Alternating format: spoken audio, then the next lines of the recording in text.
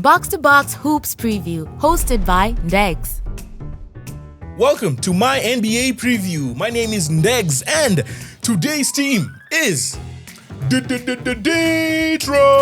Basketball. The team from Detroit, the Detroit Pistons, coming in at 9th place. Before we talk about what they did in 24-25, guys, we were nominated for Top Sports Content Creator in Sub-Saharan Africa by TikTok for the 3rd time in a row, and we would love it if you guys helped us win. So you can go to our bio, vote for us, and yeah, we'll just really appreciate it. Now, I did these rankings before the season started. I am now shooting after the season has begun. In fact, we are in week 2. I've already done 30 to 20. 30 to 11. So this is our top 10. Detroit currently sits second in the East with a record of 6-2 and have won the last 4. So they're looking quite good.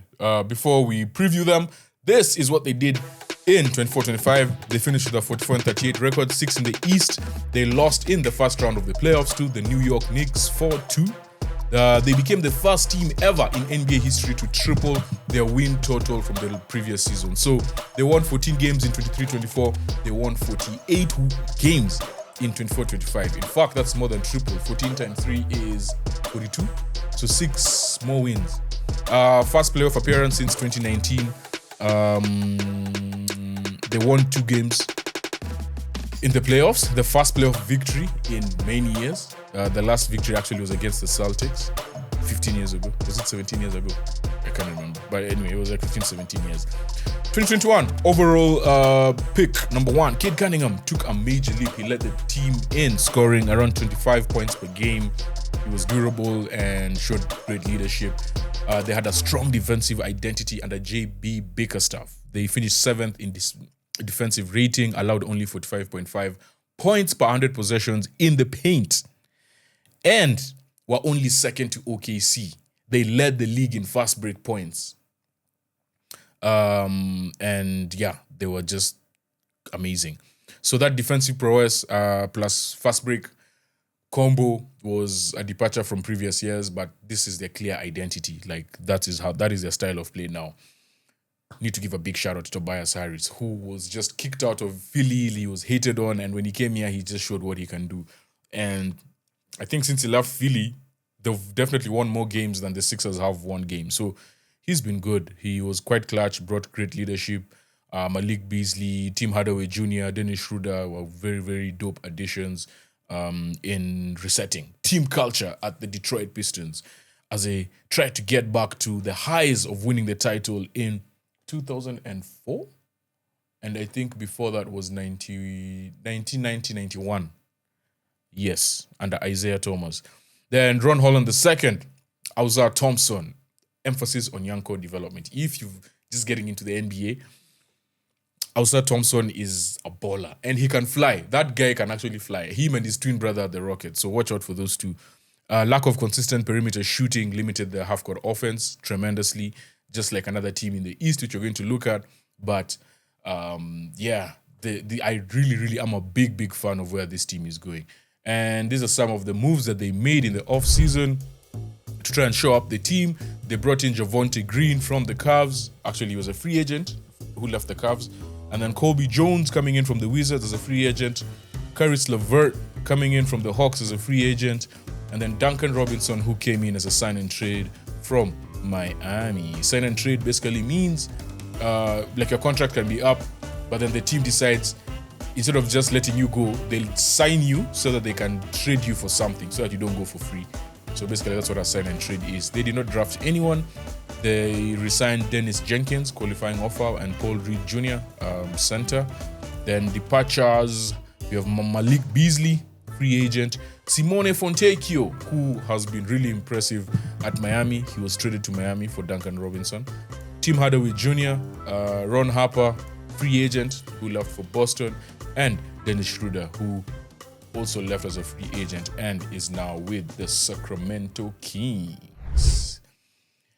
All right, the depth chart. This is how the team looks like. So basically, their starting 5 consists of Cade Cunningham, As a point guard, Duncan Robinson. As a shooting guard, Ausar Thompson. Small forward, Tobias Harris in the 4, power forward, and Jalen Duren at center. Marcus Sasa, Dennis Jenkins providing cover at the guards. So does Jaden Ivey, who is out injured, one of their key rotational pieces, and is to be reevaluated in about 2 weeks' time. And then Caris LeVert as well, cover for the shooting guard position, not small forward, shooting guard, and Charles Lanier. And then Ronald Holland, Isaiah Stewart, cover for 4 and 5, Paul Reed, center, Tolu Smith, center, Bobby Clintman. My one big issue with this team is they just don't have cover at the 3, basically.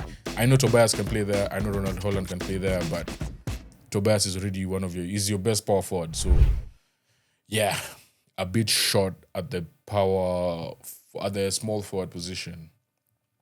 My one big question for this team is, can Jaden Ivey, Jalen Duren, and Ausar Thompson become above average starters? They need a lot of contribution from these players. As you can see, they don't have much depth, especially on the wings. So I'm really looking at these 3. Cade Cunningham, breakout star already, Bola, but they need those 3 to just get to the next level. And I feel like this team will be very, very hard to beat.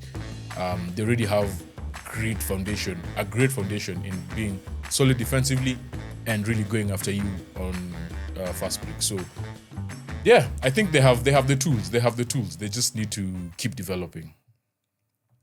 My one key player to watch out for in this team is Duncan Robinson. Why am I looking at Duncan Robinson? Because the one place that this team really struggled from was shooting threes. And Duncan Robinson has been brought in for what? Shooting threes. So, if he can be an above average shooter, 35% plus, he just opens up everything for everyone. And then they become, I know, having him kind of it kind of removes from your defense, for sure, but he brings offense, and that's what you really, really need. The half-court offense really struggled, and you saw against the Knicks in the playoffs. So that's the one player that I'm really, really looking at this season. 24-second prediction. Shot clock. The Pistons have a chance to build on last season. They really need improved perimeter shooting. As we've said, Duncan Robinson is supposed to address that. They have strong guard play. Cade is, for me, MVP candidate, top 12. Ausar's defense is going to take another step. I know. Tobias Harris, leadership. This is a top 4 team in the East. 50 wins at least for the Detroit Pistons. And with that being said, that is my preview for the Detroit Pistons. I am really, really high on this team.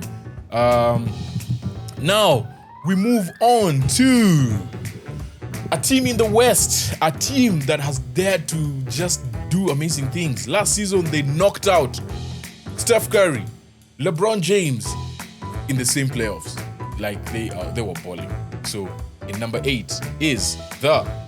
Ready for the ultimate slam dunk of content? Don't miss out on any of our NBA previews. Hit subscribe and be the MVP of your basketball knowledge game.